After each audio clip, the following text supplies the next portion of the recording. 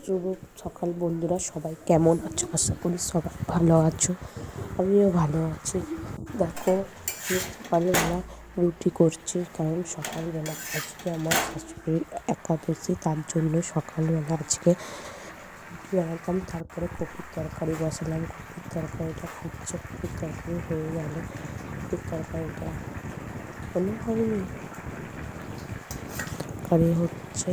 কপির তরকারিটা নেড়ে নাড়লাম, নাড়ার পর তারপরে আমি এখানে রয়েছে মটর, তেল কড়াই করেছি। মটর কড়াইকে তেলের মধ্যে লঙ্কা দিয়ে তারপরে দুপুর হয়ে গেছে। দুপুরবেলা আমি একটা ডিম ভাজছি, কেননা আজকে একাদশী মায়ের, তার জন্য যে মাছ হয়নি।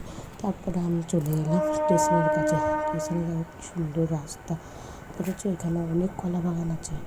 আর এখানে একটা ডোবা আছে। এই ডোবাটায় বর্ষাকালে অনেক জল জমে, আর এখান থেকে অনেক মাছও ধরে।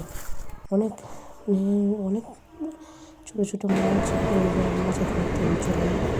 আর আমার এখানে দাঁড়িয়েছিলাম,